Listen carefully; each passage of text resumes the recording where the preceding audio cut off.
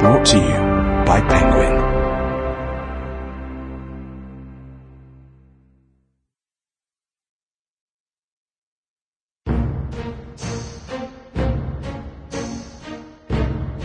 Who Rules the World? By Noam Chomsky. Read for you by Brian Jones.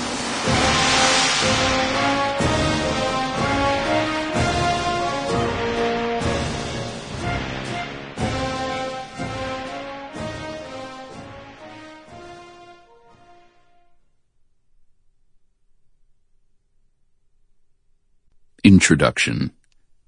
The question raised by the title of this book cannot have a simple and definite answer.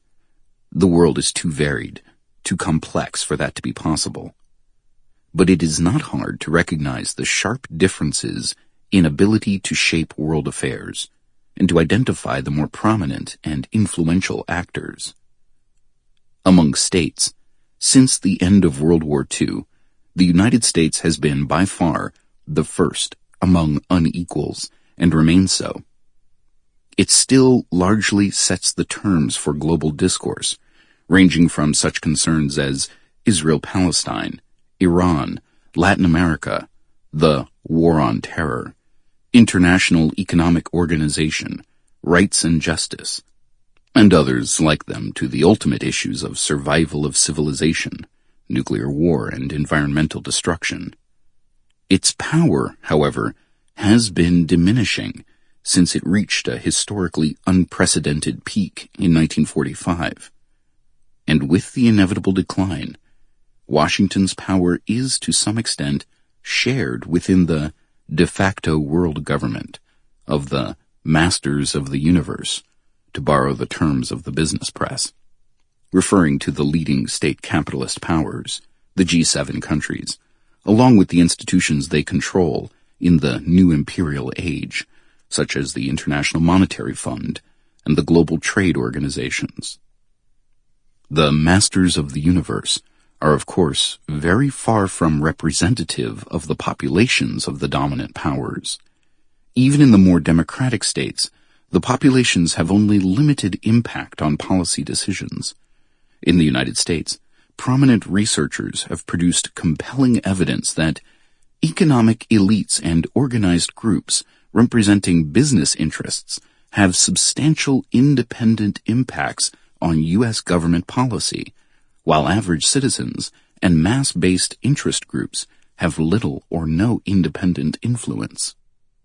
The results of their studies, the authors conclude, provide substantial support for theories of economic elite domination and for theories of biased pluralism, but not for theories of majoritarian electoral democracy or majoritarian pluralism. Other studies have demonstrated that the large majority of the population, at the lower end of the income-wealth scale, are effectively excluded from the political system, their opinions and attitudes ignored by their formal representatives, while a tiny sector at the top has overwhelming influence, and that over a long period, campaign funding is a remarkably good predictor of policy choices. One consequence is so-called apathy, not bothering to vote. It has a significant class correlation. Likely reasons were discussed 35 years ago by one of the leading scholars of electoral politics, Walter Dean Burnham.